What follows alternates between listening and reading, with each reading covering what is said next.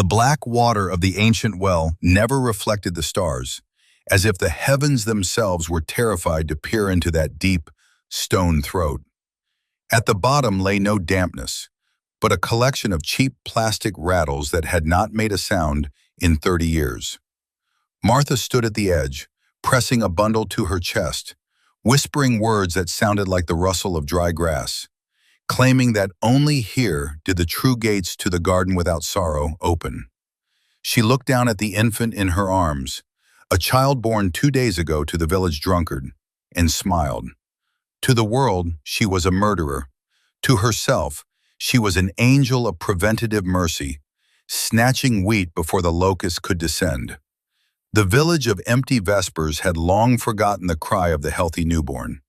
The local maternity ward and pediatric clinic had been shuttered in 1995, leaving behind nothing but shattered glass and rusted gynecological chairs. Martha remembered the day the last doctor drove away, taking hope with him in the trunk of a dusty sedan. Since then, she had embraced a mission whispered to her by a quiet, persistent voice in the hollows of her mind.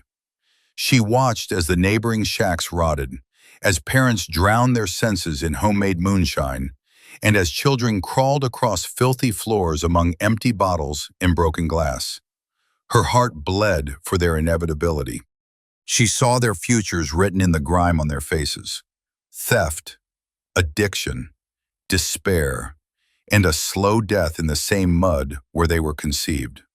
When Alina, a woman known across the district for her insatiable thirst for the bitter bottle, gave birth to a boy, Martha knew it was a divine signal.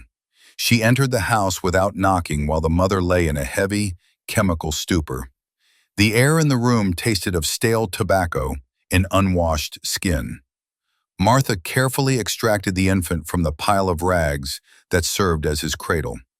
The boy was so light, nearly weightless, a tiny flicker of light in a cavern of shadows. As she carried him through the moonlit fields toward her property, she felt a profound sense of righteousness. He would never know the sting of a father's belt, or the hollow ache of a stomach turned inside out by hunger. She was returning him to the source before the world could stain his white raiment. She brought him to her altar behind the barn, where dozens of small wooden crosses without names were driven into the earth beneath an ancient, gnarled apple tree. Martha sang a lullaby, her voice cracking with a strange, melodic grief, telling him of a place where winter never comes, and where the Creator personally strokes the head of every child, washing away the sins of their earthly parents. In her eyes burned the fire of ultimate compassion. She sincerely believed herself to be the sole, righteous soul in a damned world, a harvester of spirits. She laid the bundle down, her movements methodical and practiced, a ritual of salvation she had perfected over 3 decades of silence. The search for the child began only 3 days later when the local constable lazily made his rounds, but Martha met him with a humble face and offered him a glass of fresh milk. No one suspected the quiet old woman who crossed herself toward the empty corner of her room where icons had once hung. She watched the frantic, clumsy movements of the search parties with a bitter smirk. They were looking for a body. She had saved a soul. To her, the boy was already far away, shining like gold in the celestial halls, safely tucked away from the earthly hell of empty vespers. She felt the weight of her years pressing down on her, the 19,000s having bled into the 2020s, and she knew her work was reaching its crescendo. On the 24th of August, 2025, Martha felt her strength waning. The shadows in her house seemed to grow longer, reaching for her with cold fingers. She decided it was time to pass on her legacy, to reveal the miracle of her life's work to her niece, Sarah, who had arrived from the city to care for her. Martha led her down into the cellar, her breath hitching with anticipation. She expected Sarah to fall to her knees in awe of her aunt's holiness. But when she struck a match and lit the tallow candles, the light revealed a horror that defied the simple mercy of the grave. The cellar did not contain bodies. Along the wall stood rows of glass jars, but they held only clipped locks of hair in umbilical cords. Martha pointed to a heavy, iron-reinforced door at the back of the vault. When she turned the key, the stench hit them like a physical blow, not of rot, but of unwashed life and waste. Inside a hidden, soundproof chamber sat 30 adults, skeletal and gray-skinned. They were the infants she had stolen over 30 years, kept in a state of perpetual, forced infancy, their minds broken by isolation and her twisted mothering. They were chained to the walls, eyes wide with a terrifying, vacant light. They were the children she had saved from the world by never letting them enter it. As Sarah screamed, the captives did not look for rescue. They looked at Martha with a desperate, rhythmic swaying, whimpering in a language only the damned understood. They were not dead, and they were not alive. They were Martha's eternal, suffering choir. The scream that tore from Sarah's throat was not a human sound. It was the noise of a mind fracturing in real time. The flickering candlelight danced off the damp stone walls, illuminating the faces of the figures in the shadows. They were not ghosts, they were worse. They were the biological remains of a village's stolen generations, kept in a state of horrific, suspended animation. One man, who might have been 30, sat in a corner playing with a rusted spoon as if it were a sacred relic, his eyes milky and unfocused. He wore a tattered, oversized tunic that looked like a mockery of a christening gown. Martha did not flinch at her niece's terror. Instead, she reached out a gnarled hand to stroke Sarah's hair, her touch cold and dry like parchment. She whispered that the world outside was a furnace of sin, a place where these little ones would have been forged into monsters or crushed into dust. Here, she claimed, they were pure. She had fed them, cleaned them, and kept the filth of time from touching their spirits. She spoke of the year 1998, when she took the blacksmith's twin girls, and 2005, when she rescued the priest's grandson from a house of gambling. To Martha, this basement was a cathedral of innocence preserved through iron and silence. Sarah backed away, her boots slipping on the slick, uneven floor. The stench of the room, a cloying mix of antiseptic, old sweat, and something sweet like rotting apples, clung to her skin. She looked at the chains. They were not just metal, they were wrapped in soft cloth, a grotesque mercy to prevent the skin from chafing while the soul remained imprisoned. The captives did not scream for help. When Sarah stumbled toward the door, they recoiled, hissing at the intrusion of a stranger. They had been taught that anything beyond Martha was the devil. They were a tribe of orphans who had never seen the sun, raised on a diet of Martha's twisted parables and thin porridge. Martha followed Sarah up the stairs, her movements surprisingly fluid for a woman of 80. She did not try to stop her. She felt the arrogance of the truly deluded. She believed that once Sarah processed the beauty of the sacrifice, she would understand. In the kitchen, the old woman sat down and poured 2 cups of herbal tea, the steam rising in the dim light of the setting sun. She began to pull out old ledgers from beneath the floorboards. These were the books of life, she called them. Inside, in meticulous handwriting, were the dates of every salvation, the names of the biological parents, and a list of the evils the children had been spared. The entries were chilling. Next to a date in 2012, Martha had written, "Taken the Miller girl." Her father looked at her with eyes of lust, saved from the defilement of the flesh. Next to a date in 2018, the boy from the highway house. His mother forgot his name in a bottle of vodka, returned to the cradle of the mother. Sarah flipped through the pages, her hands shaking so violently that the paper tore. There were over 40 names. Some had died in the basement, buried beneath the apple tree she had seen earlier, but most were still down there, rotting in their purity. As the night deepened, The village of empty vespers remained silent, unaware that its missing history was breathing just a few feet beneath the soil. Sarah realized with a jolt of pure ice that the authorities would never believe this. The police in this district were either cousins of the disappeared or men who had long ago given up on finding anything in this dying land.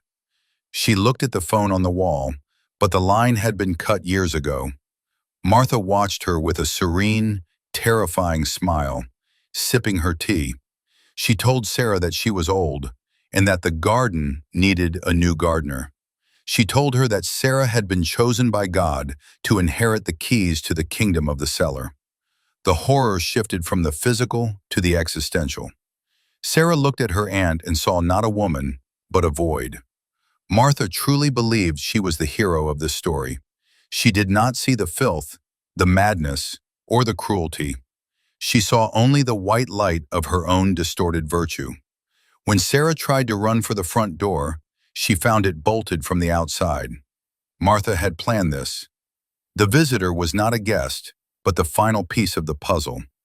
The old woman stood up, the shadows of the kitchen stretching behind her like wings, and whispered that it was time for the evening prayers. Downstairs, the rhythmic thumping began. The children were hungry. They began to beat their bowls against the stone floor in a synchronized, haunting percussion.